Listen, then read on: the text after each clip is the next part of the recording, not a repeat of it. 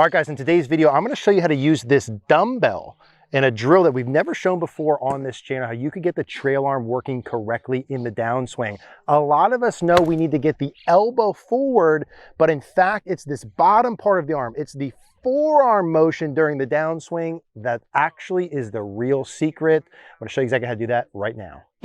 Okay, Mr. Rob, so we were just talking like loads of videos on the right arm, but this drill with the dumbbell that I saw you do, I've never seen before. We've never showed on the channel, so I'm excited for everyone to be able to see that. But I think before we dive into how to use the dumbbell, we got to go through a little bit of the details of the trail arm position. We should take a couple of minutes to just walk through the trail arm and give it some coding so that this is simple to follow once you understand the positions, because really the thing that people get wrong here is do not understand how the trail arm works, and therefore it breaks down in their swing. And I've like zoom out, when the trail arm breaks down in the swing, the consequences or results of that: poor contact, poor path, inconsistency. I mean, everything. It's really, I would say, probably the #1 problem that golfers struggle with is controlling the trail arm, and they don't know the true mechanics behind it, and so they just keep swinging away hoping to get better, and it just doesn't work. Not work, right? Well, let's help them today in today's video. Let's code them out. I'm going to walk through this with Eric, and I'd like you to follow along at home if you can. Obviously, if you're listening to this in the car, you probably don't want to do it. But if you're sitting at home, have a go at this. Take your trail arm. So if you're a right-handed golfer, it's your right arm. And I just want to help you understand, first of all, the upper arm, the humerus bone, can be turned externally, internally rotated. This would be facing the target, where the elbow's pointing towards the target. We're going to call that position #1. That would be like winning an arm wrestle, Eric. You probably win quite a few. Sure do, yeah, undefeated. And then externally rotated would be the opposite end of the spectrum, where the arms turn the other way. That would be like losing an arm wrestle. And we'd code this as position 3. And that's important because that's what we want for golf. Okay. So somewhere between the two, if you ever wanted to feel it, something like 45 would be position 2. We've got 1, 2, 3 with the upper arm. And you want position 3. So hold out your arm in front of you. Sometimes we say this is like a give blood position. If you go to the doctors and you take your blood, you hold your arm in that position. Yep. This is the good. This is good. Okay. And we can code the lower arm similarly. And the problem here that people don't fully understand is that the lower arm, the forearm and the wrist, can rotate independently of the upper arm. So these are separate. And yet people get them conflated. I think a lot of people are like, it's all one unit. All one unit, right? Yeah, okay. So they're trying to just think about one thing. Yeah. So if we use the same coding system where the pit of the elbow's out towards the camera, that's position 3. And if the palm was out towards the camera as well, we'd also call that position 3. So 3 and 3, where the forearm's pointing up. Yep. Pretty simple. And then 3, 2, 1. Okay. Okay. 2's like 45. Yeah. And 1's fully turned or pronated. Okay. So you've got external rotation of the upper arm, position 3.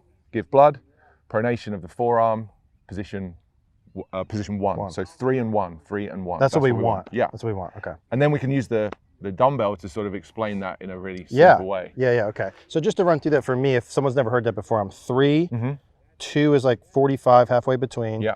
And then 1 is elbow back this way. Yeah. This would be where we see a lot of people. Okay. And this controls the swing path. So if you struggle with swing path, Eric and I will show you how this particular part of this equation is consistent with swing path adjustments. Okay, love that. So I'm here, and then here I'm here, 1, 45. 3, 2, 1.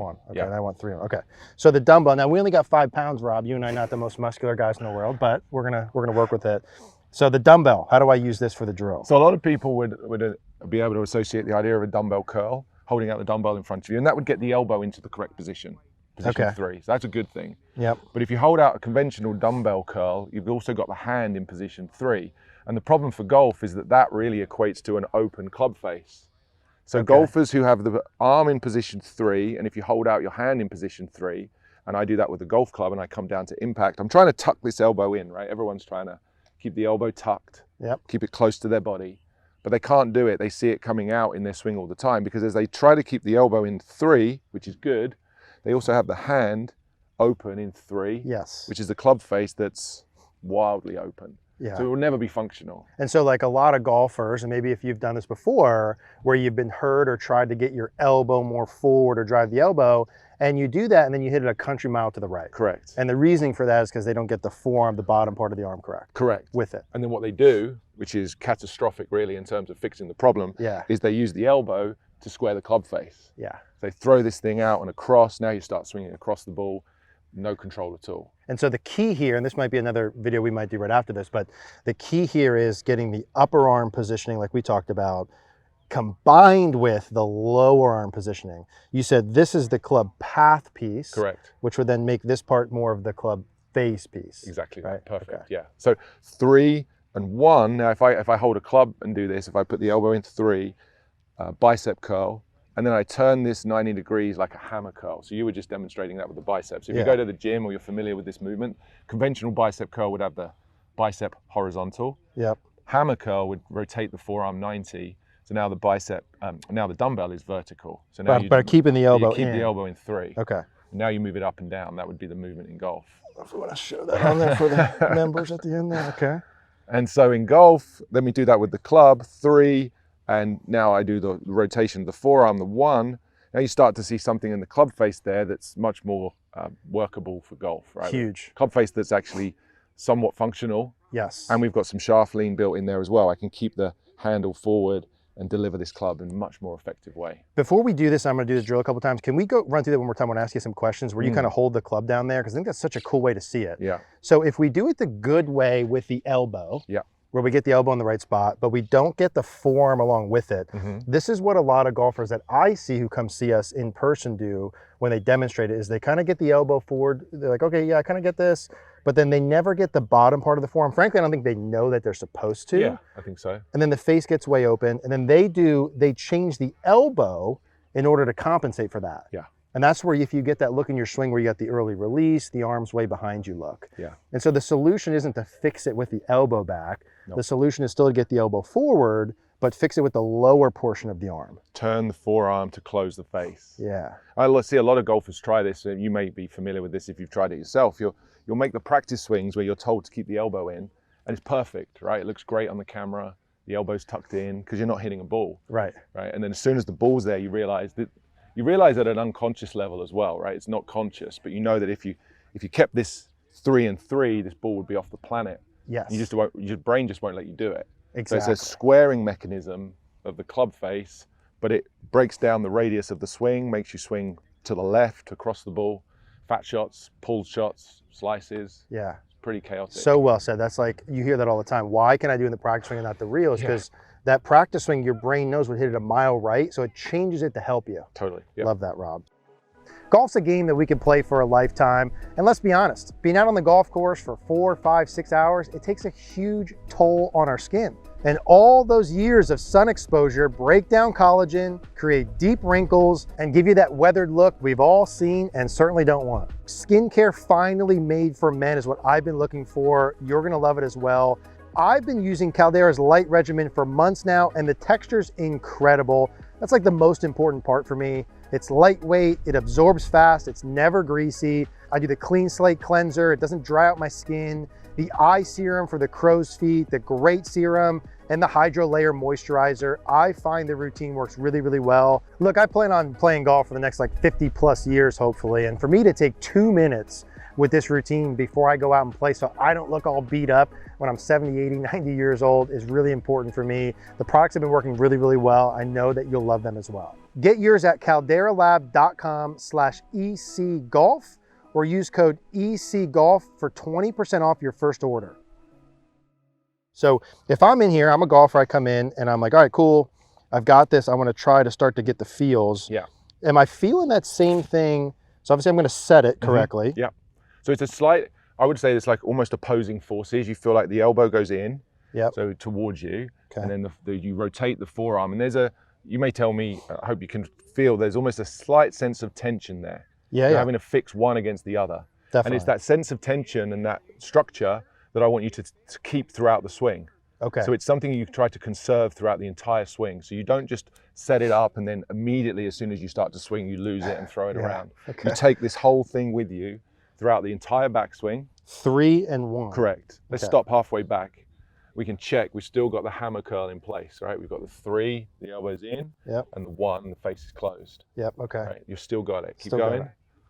Yeah. So you've got the elbow in, and this is where a lot of golfers start to lose the elbow. It goes to a 1, right? Yeah. You want to keep the 3 with the 1, so the face is closed. You're not opening the face. Yep. Okay. Okay. So you take it from the top. You take it into the downswing. You take it all the way down to impact, and you even take it into the follow through. So as you walk through to the front side there, the elbow is still very much in 3. Yeah. So many golfers at this point will have lost the elbow. Okay, gotcha. Okay, the roll. So it's like the inner part of the elbow is still up to the sky. And the bottom's more down. So the 3 is up to the sky, and the 1 is perpendicular to that, 90. I love that. So I'm keeping the same alignment. Totally. Okay. I mean, it's so much easier than a swing where you're flailing around with these wrists. People say to me all the time, what should the wrists do?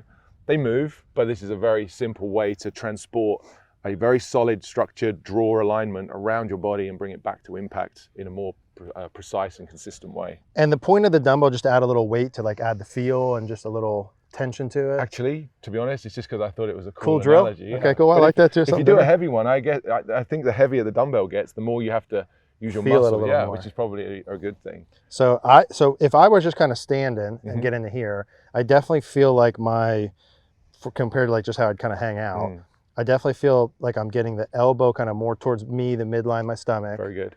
And then I feel from there, then a rotation of so it's like a 2-step thing for me. It is. Elbow, forearm. That's nice. And then I'm doing the hammer, and then I'm just keeping this. Keep it, take it around your body, and try and watch yourself. If you film your swing, see if you're able to sustain it, or maybe then put a point in the swing where you start to struggle with it and lose it. That would be an area to focus on. I think so many golfers try to tuck this elbow in, and in doing so, even at setup, they see the club face starts to open. Yeah. Right? They set up and they're like, get the elbow in. Okay, now that face is too open. What do I do? That doesn't work, and then they correct it with the elbow again. Totally. It's the independent motion of the lower arm against the upper arm that's the key here. That's like the secret. That's the secret sauce. I think this is one of the most important parts of the golf swing that's very rarely taught, very misunderstood, and not really presented in a way that golfers can find easy. It's always complex. Totally. I think it's just simple, right? Adding the 3-2-1 and the coding it in the position. Let me swing a couple with that, Rob. Yeah. I think having that and with a lot of what you do with your coaching, what's beautiful, easy to follow, easy to remember, easy to go back to. Yeah. Right. This should be simple. Should be simple. And predictable. So I have the elbow tucked. Just keep the elbow in 3, wrist in 1, transport it around your body. I can already feel some things different than what I want to, some of my faults that come up, like where my brain wants to go with it. And I also, with the dumbbell, can feel more, for me with my shoulder, I can feel a little more of like tension in there. I can feel it. I can feel some different muscles when I'm doing that external rotation compared to normal. That's a movement that a lot of golfers do struggle with. So it's a good drill for that. Even just doing the bicep motion in isolation, Eric, golfers are going to start to get a sense, as you said, of how that shoulder joint should move. Yeah. It's an important one to train. Different. So I'm here, I'm elbow towards me, 3, 1. 1. And then I'm gonna do like a half one here first, okay. Rob, to feel that, and then I'm gonna feel like I can keep that same positioning here. Which I think for me, if we were to look at my swing, I definitely start to lose a little bit of that. I mean, probably the whole way, but more dramatically, like you said, towards the top. And as the swing gets longer, golfers often struggle with this. So when it comes to the driver swing, this becomes more magnified, right? They get it more out, they start swinging across, they slice more.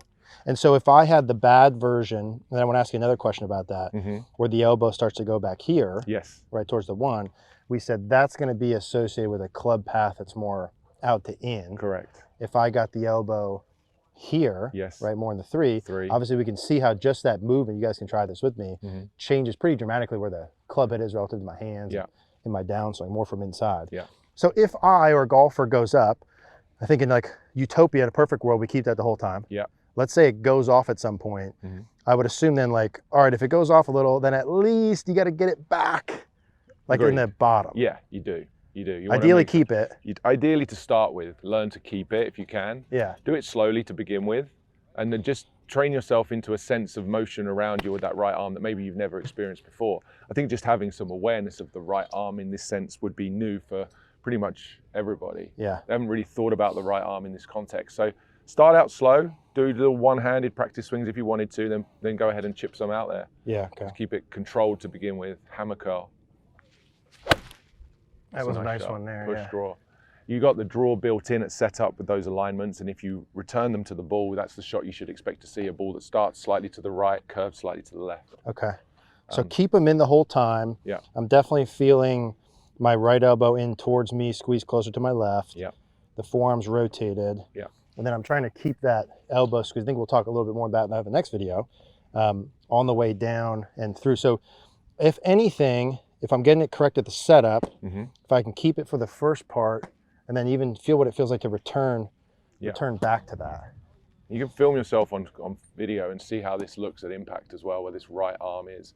A lot of people at impact will have it, but they'll have lost it. Oh yeah. And that's a feel that you'll see a lot of golfers demonstrate. Inconsistent right? contact, pulls. Hitting fat, pulling, big contact problems. Yeah. So like I think one of the big things from this video, and if you're watching this, I'm just gonna do one more with that. Feeling the hammer curl. Nice. Thanks. Is most of you that are watching kind of understand the idea of getting the arm and elbow forward. We can measure that. You can see it in videos. That's pretty clear cut, I think, for most people. It's the doing that and adding on the bottom part of the arm and the forearm. Yeah. That's like the trick, the secret, the missing link. So if you're doing the elbow motion forward, certainly there's correct, and there's different ways to do it, but if you're doing that right and you're hitting it more to the right, more to the right, more to the right, assuming the grip attachment's reasonable, assuming some other things, we have to get that bottom position. Yeah. The bottom part of the arm. It's that twist, and it's quite a strong twist. It's almost at the end of the range for me to keep that in there, which I like. If you've got to take something to its end range, it's usually easier to remember how much to do. That's right. As opposed to it being some sort of sensitive middle ground, right? It's like put the elbow in front as much as I can, turn the wrist as much as I can. That face is now very, very functional. I can keep the elbow in front, and I know I'm going to hit a very solid shot with that alignment. Square the face more with the bottom forearm, not the elbow. It's all in the wrist, as they say. All in the wrist. Rob, thank you as always. If you guys haven't seen Rob's videos, he's got an awesome channel. We'll link that down below. Lots of great videos, more to come. I think in our next one, we're going to talk a little bit more about the release pattern. So if you guys want to keep an eye out for that, thank you guys for watching. Thanks. If you want to watch more like this, check out this video next.